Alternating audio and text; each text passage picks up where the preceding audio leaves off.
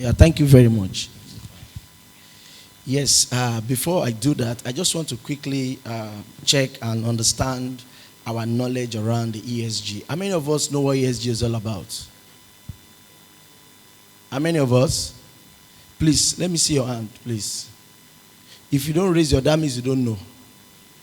Let's see your hand, please.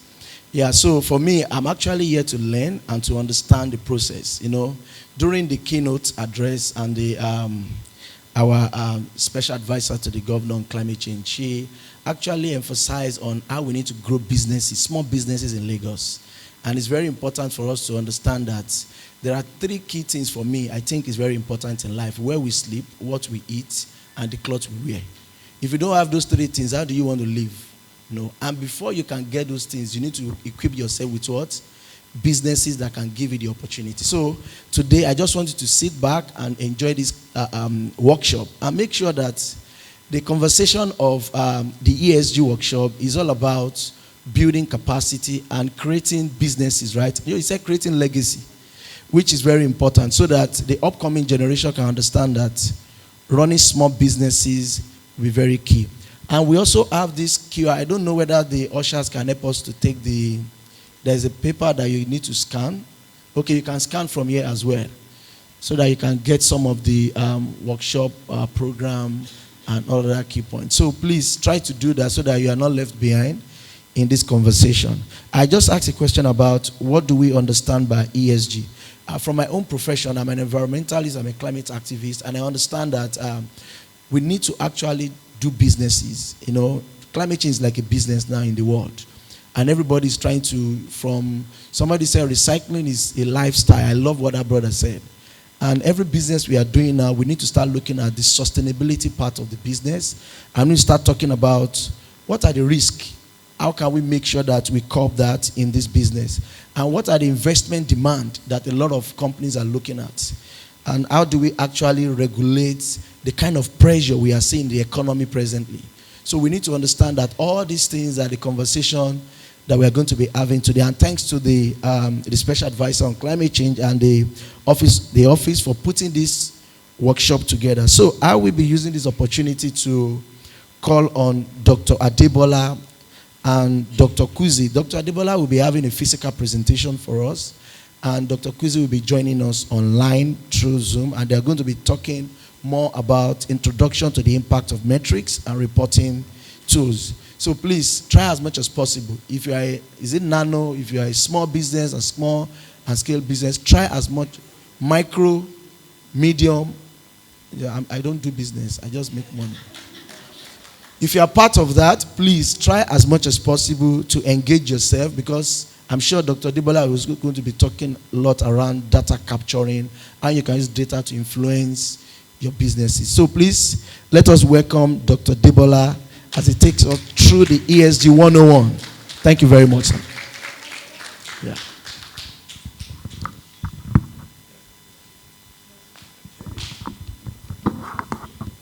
Good morning, everyone. Okay. I would have loved the slides to be up so that the room can follow. Okay, don't worry. Technology sometimes gets the best of us. So I was happy that Mr. Olumide Idowu, kind of sensitized us. I think if we've listened to the welcome addresses as well, what I will summarize it as is this is the road to El Dorado. How do I figure out how to be a profitable nano, small, or nano, micro, small, medium scale enterprise? So we'll be walking you through a couple of things. So next slide, please. So essentially, we want to help you simplify complex concepts. We want to help you understand. Yes, I've heard ESG. Seems like this highfalutin thing. How does it apply to me? We will be looking at that from the lens of a practical experience, because we want you to take this away and make actionable steps, or take actionable steps at your businesses.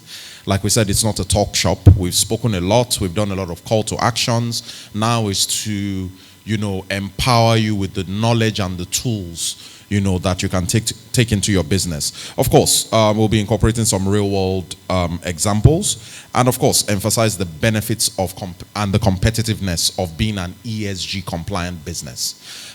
Inherently, if you are a business operating within the environmental, climate, material management sector, you already have that written in your DNA somewhere. How can you optimize your earnings? By understanding how to report, what to report, and what the world is looking for. Next slide, please.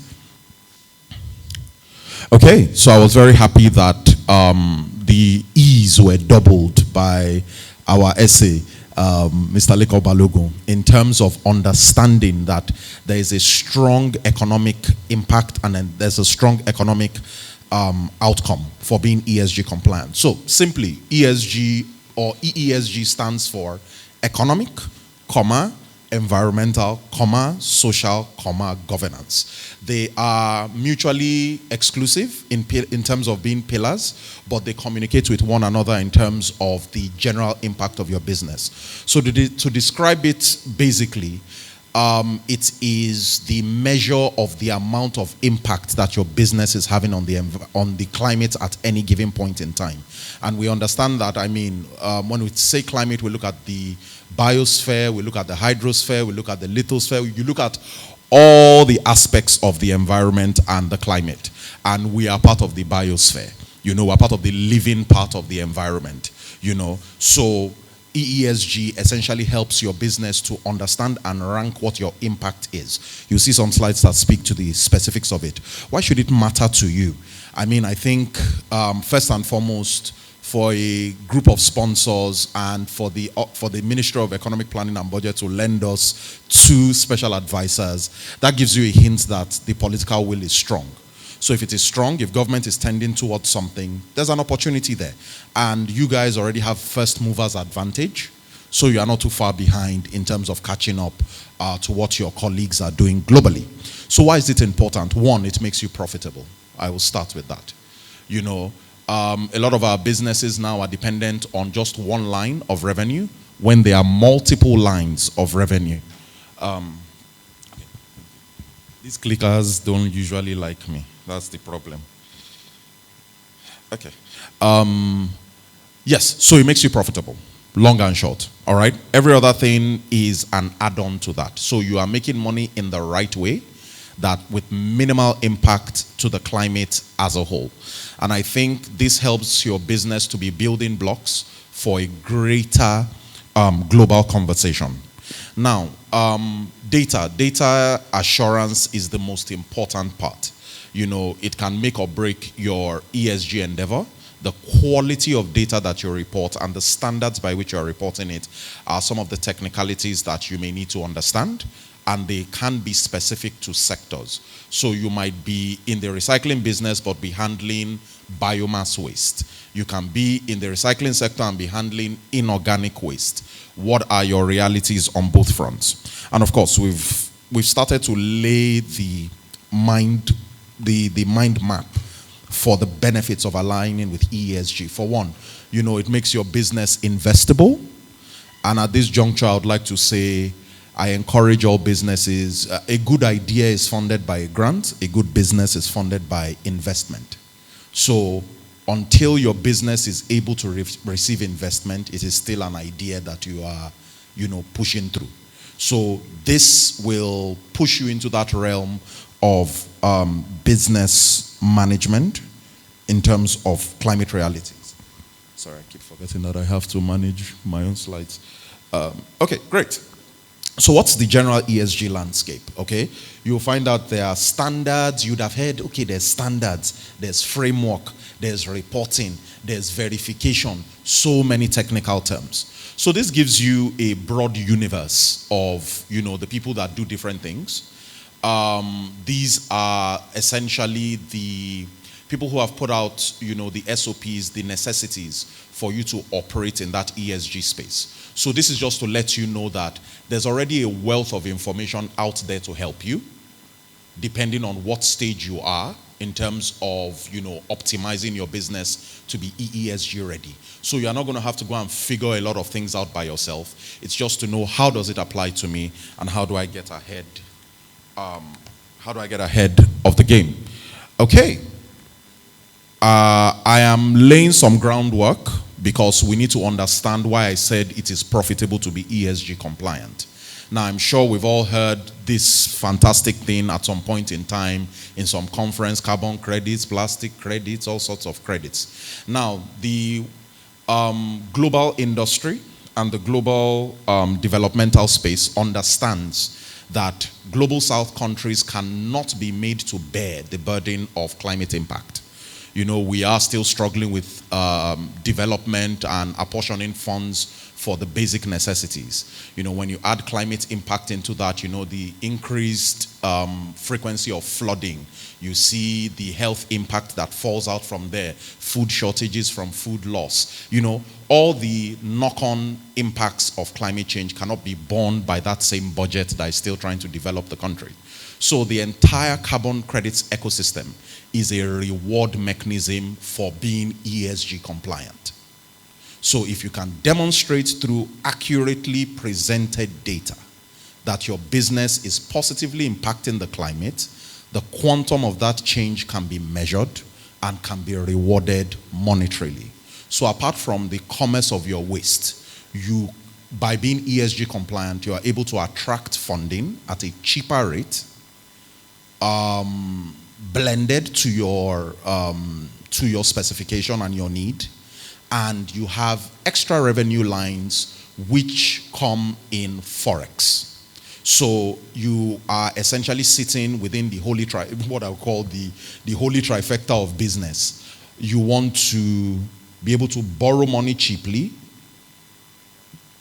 access it in naira, spend in naira, and earn in forex. And the pathway to being able to do that sits within the carbon markets. Now, just for this, sorry, can we have the slides back up? Don't worry, they don't need to see my face. Just keep it on the slides. So, where do you guys sit, in this room, in this broad ecosystem? So, I would like us to, look at the far right, where it says project developers. Please, if you don't take anything away from this today, as a nano, micro, small, NSME, your role in the whole carbon market infrastructure is as a project developer. You can acquire other realities, you can acquire other competencies, but your business should be geared as being a viable project in the carbon ecosystem. Now, there are also support tools that can help you to do that. And I mean, through the Office of the Special Advisor, these are the sort of products and values that you can gain, also by being part of the EBN network. So, all right. What do I need to do in my day-to-day? I'm collecting plastic waste, I'm collecting textile waste. What do I need to do in my day-to-day? Of course, my co-presenter will be speaking to some of the tools that you can use for easy data capturing, so I won't dwell too much on that. But, you are, or you will be required based on your business to provide certain details. Some of them you may have now, some of them you may not have. ESG is not only for established businesses. If you are seeking to set up a business now, even if you are not in the green space, it is viable, to make your business as ESG aligned as possible. And you'll find out that there are communication potentials across all of them. So you'll see that, there are specific examples, but when we go to another slide, you'll see a more detailed framework of what you might be needing to present, and it's not extensive. Okay, so what are the components? What are the components of ESG that you should look at? We've spoken about it. I took out the ESG first to say environmental. So what are your realities around resource efficiency? And resource efficiency means everything that is a resource to your business. You already know what you spend money on from your balance sheet.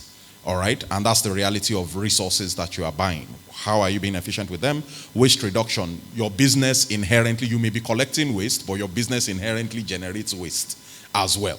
You know, how is that being managed? And of course, emissions, or are you using fossil fuel to power your business now? You know, those realities. Social, of course, we're looking at the workforce, the human component of your business, which is the most important. How are you treating them fairly and making sure that they are not being, how do I put it?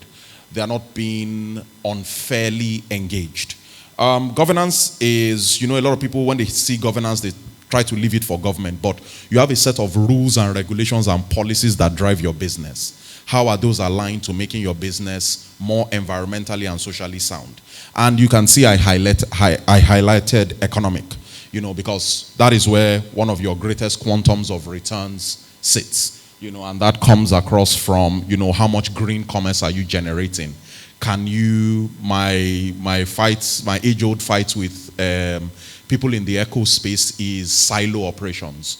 You know, the market is huge. The entirety of what we're doing in the recycling space is less than 6% of the waste generation potential. So there's 94% of the market share sitting down there unclaimed. We need to tap into it. Of course, I've spoken to the carbon markets and incentivization. So, I wouldn't dwell too much on this slides or on this slide, but this is just to help you understand that decarbonization can happen at any level, okay? And it is a journey. You need to understand, you know, the broad scopes of the emissions that you are generating, the broad scope of the waste. This speaks to the environmental side of things, you know, the impact of your business on the climate in itself. How much petrol am I burning in I better pass my neighbor? How much quantum of CO2 is that generating? How much waste am I generating from my food business? You know, how am I dealing with packaging waste? Am I dealing with it sustainably? Can I report it? So, Mrs. O, would these slides be shared? Okay, lovely. So the slides will be shared so you can digest this and on the EBN platform. So please join the EBN platform. Oga, don't let them see my face, please. Okay. Okay, my time is up. It's finished. Oh, wow. Okay. They said my time has finished. So I want us to maybe dwell on this a bit. You can see that this gives you a fair breakdown of some of the things you can look at within your business to immediately create that sort of reporting framework. Okay? Like they said, these slides will be shared. I'm sure there'll be a session where we can, you know, deep dive better. I didn't know I had 15 minutes, so I made way too many slides to try and give you value. We can speak about this, you know, at a later date, but it's just to help you understand how you're positioning your business. Do you want to be carbon avoidance? Do you want to be carbon removal? There are benefits for both, and you can be both at the same time, depending on the realities of your business. You can look within the, you know, 7 itemized businesses under each one and see how it applies to you. The benefits are clear. I think we've spoken to that a lot. I think the most important thing you want to take away is by becoming ESG compliant, you attract funding inherently, and you also make more revenue with lower overheads. So if you are attracting more money, reducing your fiscal expenditure, and improving your revenues, you generally become more profitable at the end of the day. So, I was going to talk to some companies that I've worked with or I'm working with on this journey already, who have already, you know, maximized green commerce and are now looking to go into that ESG space. But we'll skim over that. But let me drop this. Money is the quickest asset to green. If you have money sitting in your bank, it is one of the quickest ways to start decarbonizing, because if you change the direction of what you are buying or how you're engaging or how you're procuring, these are all things that can be reported, you know, in the E pillar of your economic, environmental, social governance realities. So, oh yeah, sorry, I was looking at that slide on here. So this speaks to that slide essentially.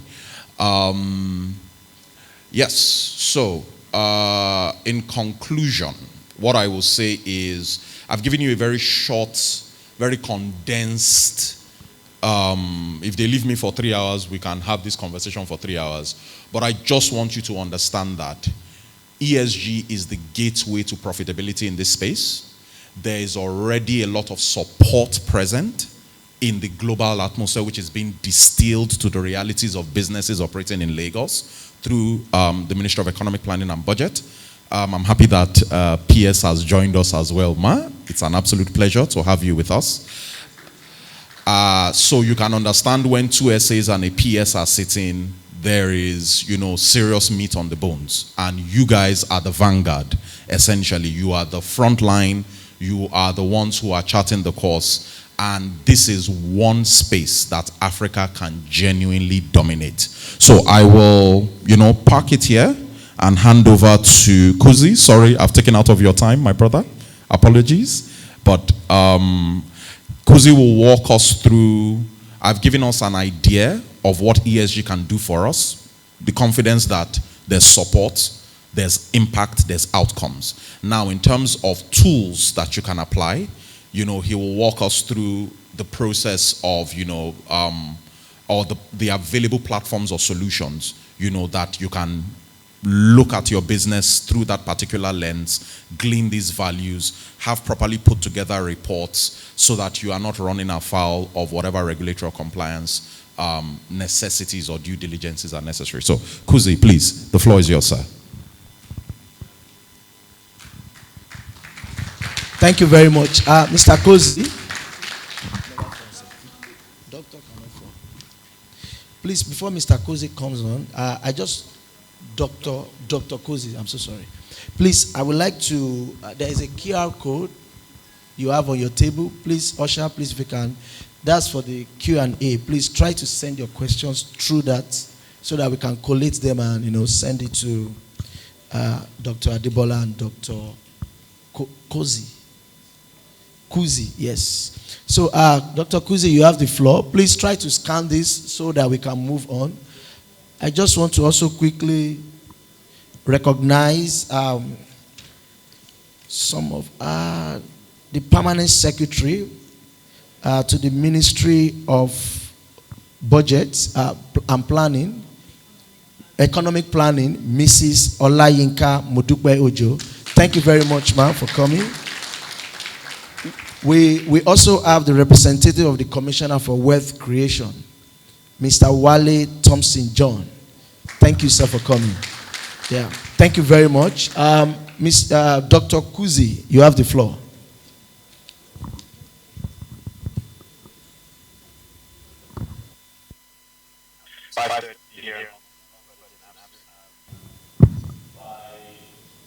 Showing a platform that we have built in order to be able to enable SMEs to really profit from the growing wave and movement of sustainable investment.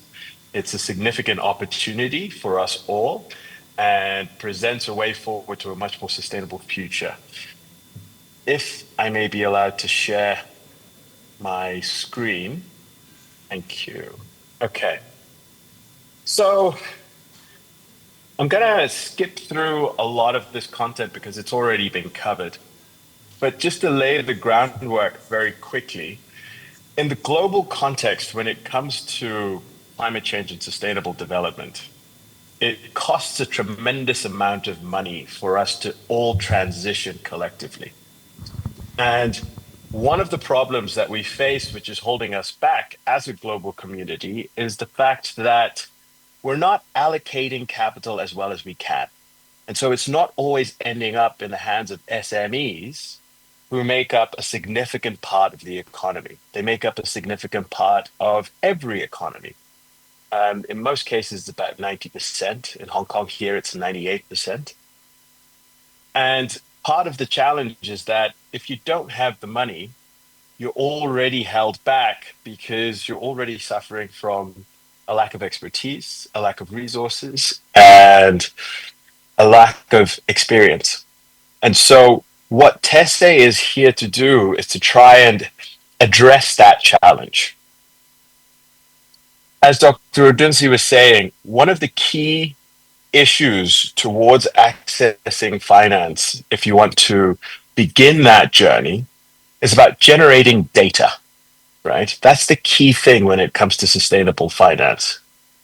Financial institutions need access to that data around how your company is operating along sustainability lines so that they know how you're managing risks and what the impacts are of your business operations, negative and positive, which means that as a company, you need to have a way of generating it, tracking it, monitoring it, and reporting it. Because what gets measured gets managed. And in this case, what gets managed gets financed. At Tesse, we've built an ecosystem platform, which essentially is there to serve the SME with every aspect of help along that journey. So you don't need to move across multiple platforms. We start by essentially giving you all of the ESG metrics that are relevant to your business, irrespective of the industry and sector. We focus on SASB as one of the frameworks. And we have the possibility of giving you additional metrics if you need to report to different types of actors. To assist with data collection, we have smart sensor solutions, so we can go into your facilities and use that to track how much energy you're consuming, how much water is being used, how much waste is being generated. And we can also use that to start calculating how much carbon is being produced from each one of your activities, all the way from scope 1 to 2 and 3. Using that data, we can then either assist you with finding the right solutions to improve that performance. So that's the second element there, our sustainable marketplace. Or we can then help you access sustainable finance. And sustainable finance typically comes with cheaper interest rates in order to incentivize much more sustainable practices. And so there are three products that we started with: green loans, sustainability linked loans, and social loans. And over time, we look to increase that to include things such as green insurance. So if your data shows that you're managing your risks really well, then there's no reason why you shouldn't be able to access lower premiums for your business. Along that journey, as you can see from the two bottom layers, we offer support through our AI tools and a knowledge hub and academy to always keep you up to date with the latest trends and really give you a fundamental understanding of what's happening. I'll skip this slide and I'll quickly just talk about a case study that we've been working on in the interest of time. So we work with small to medium-sized businesses, and in Zimbabwe, we've been working with a fairly medium-sized business known as Sable Chemicals. And Sable Chemicals is looking to enhance their performance. They've seen the performance drop by about 70% over the last 30 years due to challenging economic and political headwinds in Zimbabwe.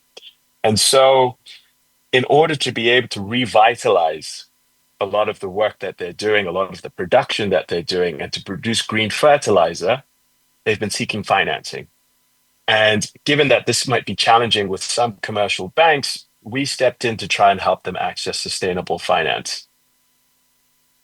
They were looking for approximately $15 million, 5 for new ammonia tanks, 10 million for overall renovations, and 500,000 to support a youth program where they start skills training around production and use of fertilizer in sustainable ways or sustainable agriculture.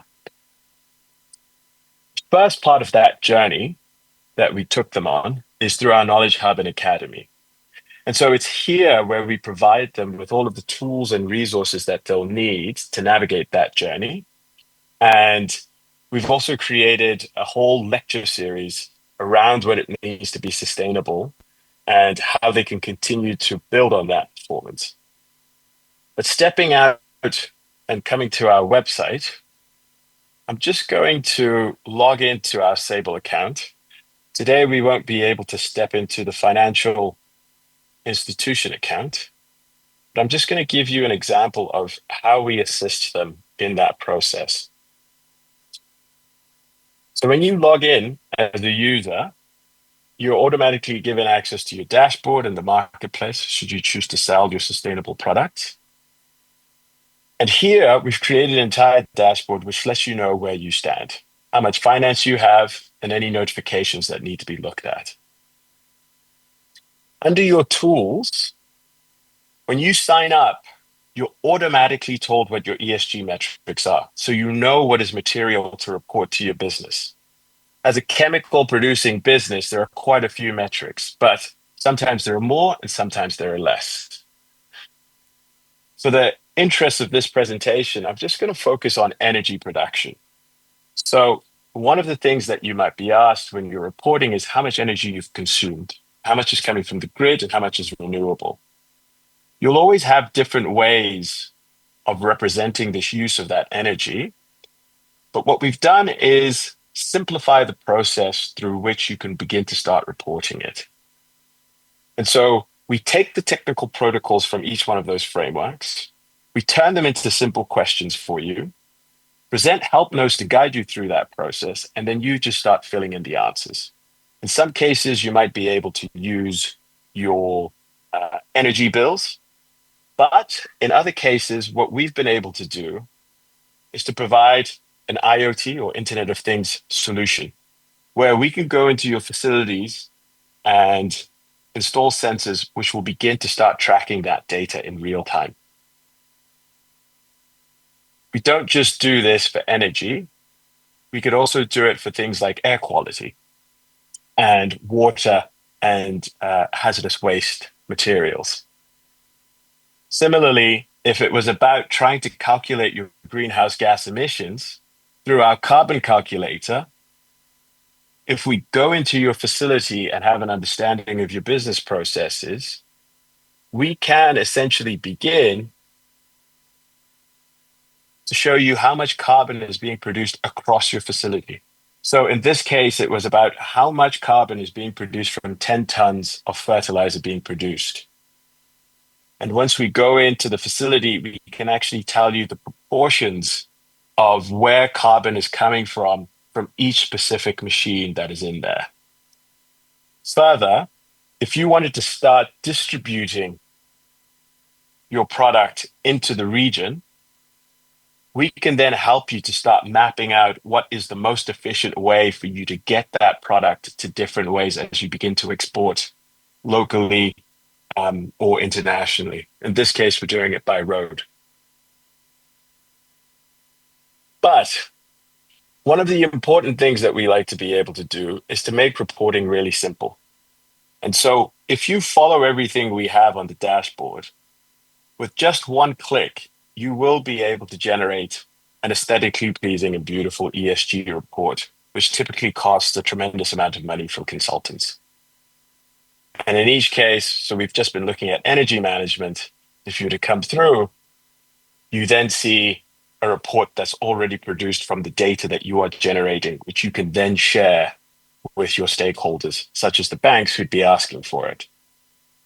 Very quickly, if you don't know how to improve your performance, our algorithm will make recommendations for you to improve that performance.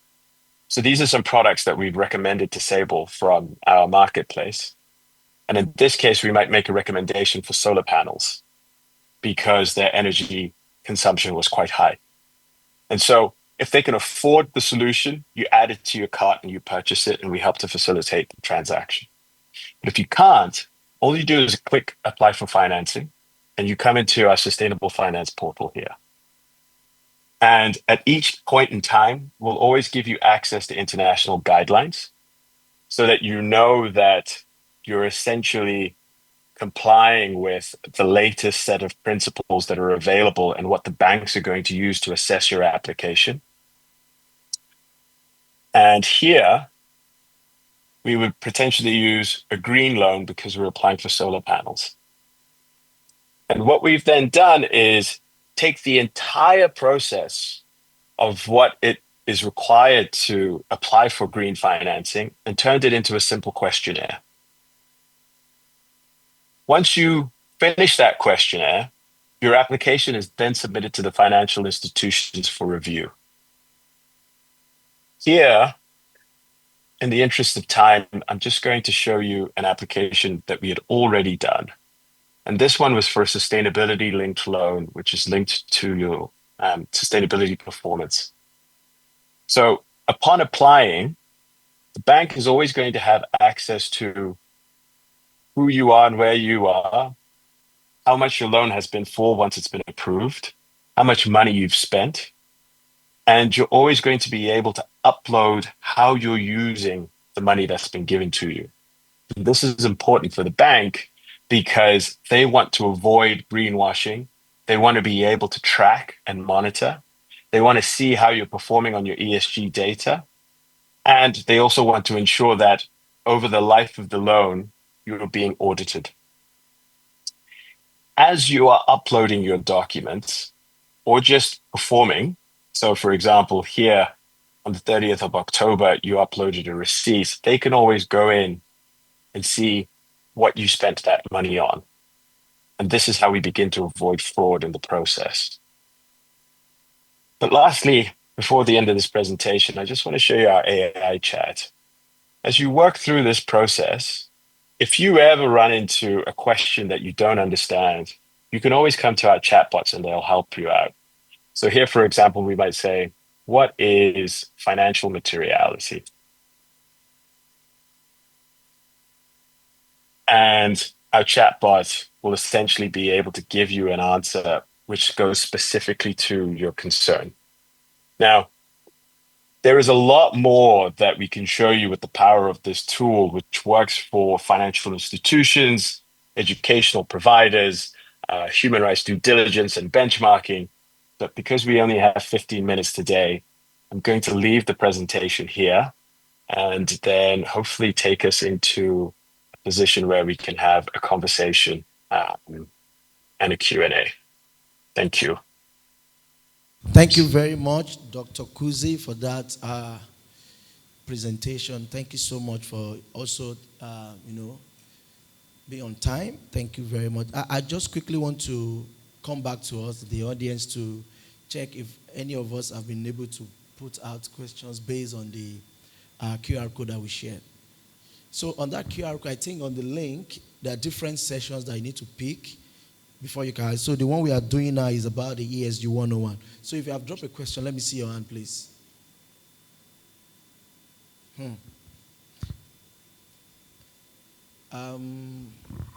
Do we have anyone online or any question outside there that you can share with us so that we can push it to Dr. Kuzi and Dr. Adebola? Okay, so I just want to know if Mr. Hakim is online, right? Okay, so let's quickly go through. Let me just come to the audience, before we get those questions online or from the QR code. If you have any feedback, any contribution, or any question, please, can you raise up your hand? Let's see. For me, I have a lot of questions to ask Dr. Kuzi. Yeah, basically, sir, when you mentioned the word greenwashing, it's very interesting because how do you manage or how do you actually understand whether a company is actually greenwashing their ideas to make sure that they are not, affecting the environment? Because there's a lot of things going on in the world now. They are giving a little to the environment and they are taking more back from the environment. How do you explain that word greenwashing to a layman like me so that I'll be able to understand what I need to do day to day in my activity? Sorry, do we have any question from the audience? Nobody. Okay. I think we are still thinking about it. So let's come to if you have Mr. Hakim, is he online? Okay, Dr. Kuzi, I think you can respond to my Dr. Kuzi, can you respond to my question, please, about the greenwashing? Yeah, absolutely. So essentially, there is a lot to be gained from saying that you're being sustainable, right? And so everybody's going to make a claim that we're doing XYZ initiative, which is having ABC positive impact. And the question is, how do you show that that is the case? In many cases, a lot of people don't know how to show that. So in many ways, it's a form of fraud if you're saying that you're being sustainable when you're not. And so the greenwashing here is essentially saying that you're being sustainable when you're not. And I think that has significant ramifications for your reputation. It has significant ramifications for potential legal claims that could be made against you because investors want to know whether you're really doing it. And it has significant ramifications for your ability to access financing because if the bank is going to give you financing for a specific purpose, or to see that you might have reduced your emissions or energy consumption or water, they're probably going to do it at a cheaper interest rate. And if you're going to get that benefit, then you need to be able to show them how you're doing that. And on the platform, we've got a series of tools that we use in order to verify the data, including audits, just to ensure that there is no fraud happening on both sides of the equation. So greenwashing essentially is just saying that you're being sustainable when you're not.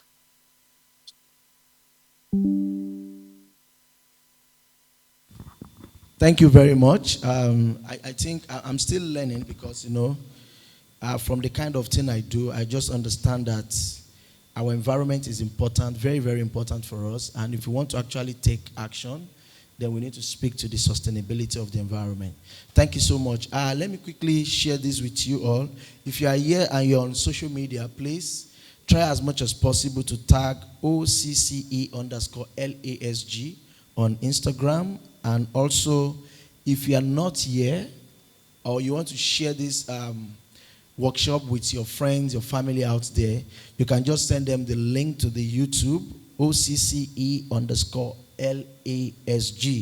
That is the official handle of the Office of the Special Advisor to the Governor on Climate Change and Circular Economy, so that they can also learn and join us from anywhere across the world. So please, when you post, when you write or do something online, try as much as possible to tag that handle so that they can communicate and connect with us here. Thank you so much. I want to use this opportunity to also welcome the Deloitte Strategy Consulting team because I know we still have 10 minutes and we have someone that needs to come by 11. So we have, So if it's possible, can we have, because you just have 10 minutes, do we have the team here? Deloitte Consulting team? No, I'll call his name. Please. Okay, ma. How many minutes do you want us to give you, ma? Because I heard that you'll be leaving very soon. So, can you give us, do you want to Recording do it now? stopped. So we have somebody coming up by 11. No. After. Thank you very much. So I also want to use this opportunity. Thank you, ma. And the 11 o'clock is 11 to 11:15. That's it. So thank you very much. I also want to recognize Mr. Echezona Eziukpo. Am I right, sir? Yeah, he's the regional manager for Access Bank. Please give him a round of applause. Thank you very much for all the support, all the encouragement for small and medium-scale businesses in Nigeria. Thank you so much. I just want to also use this to check with our media team, the OCCE team, if you have any question from online so that we can share it with Dr. Recording Adebola. in progress. Dr. Adebola, please, you need to come in.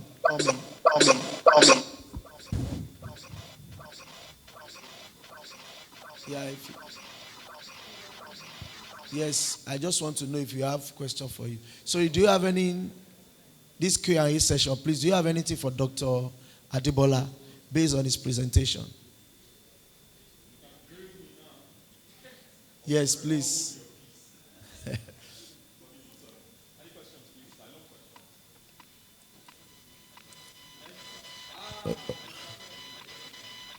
Is there anybody there? No. Okay, so Dr. Adiba, don't go. Where? Stay. So for me, I quickly want to, um, I earlier asked Dr. Kuzi about greenwashing. And let us bring it back to Lagos State. Do you think, based on this small scale and the small businesses that we have in Lagos, do you think the sustainability of those kind of businesses can actually economy of Lagos State? And when you look at the ESG strategy, the economic, the social, and which one is the third one again? Environmental, yes. Do you think the kind of economy that we have now can actually, help them or encourage them to improve? Because you show us some metrics, and Dr. Kuzi also shows some data capturing strategy. Do you think this can actually, because, with the kind of process we have now in registering, getting this done in the kind of space that we are, what do you think encouragement for small and small scale businesses in Nigeria? Thank you. In Lagos State, actually. So I think Dr. Olumide is probably speaking, as I know you are a doctor in now. Dr. Olumide is now speaking the mind of maybe 10 years experience, seeing things start, fail, people grow, people have difficulties. And like I said, the first thing that I came to the stage with was, I assure you it is profitable. If it is done the right way, and really and truly that is why we have sourced for tools that can make this as seamless a journey as possible. Now you can sit down and gather all the tools that have been, compiled into that very nifty and very efficient platform. I mean, I encourage anybody to deep dive as much as you want into the information that goes behind it. But what I assure you is, working with the Office of Climate Change and Circular Economy, there is a wealth of business, technological, financial, and optimization support that, is accessible. Also, to the greenwashing side of things, we are very, very conversant about this. And that is why you see, I think, both myself and Dr. Kuzi stressed the points around data.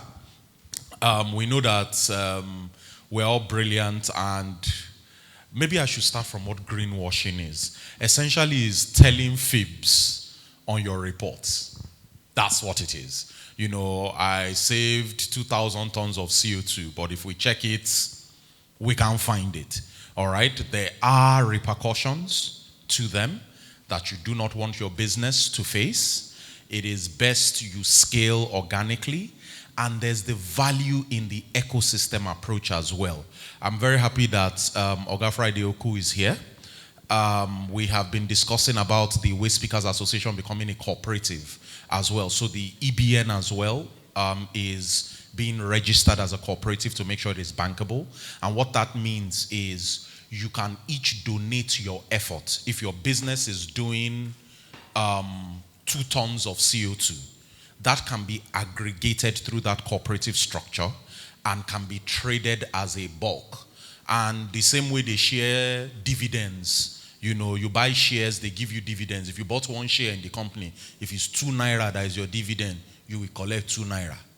So it is also a performance bonus to make sure that you are optimizing and supercharging your businesses. And once again, the tools to help you all the way through, the support to help you all the way through, lies within the Economy Business Network. So if you have not joined, we enjoin you. There are a lot of benefits that we may not be able to speak to extensively at this conference because it's a conference in of its own. So join. The tasting is in the pudding. There's a lot of value on the table. And as an SME, you will be missing out on a lot if you are not in there. So thank you very much. If there are any other questions, please feel free to grab me at any point in time, and I will answer them. Thank you. Thank you very much, Dr. Adebola. Thank you for that. And I'm very sure that for us that we are based in Lagos, we'll be able to understand that the ecosystem that we are in now with this conference is going to help us to understand how to run small business and how to grow those businesses.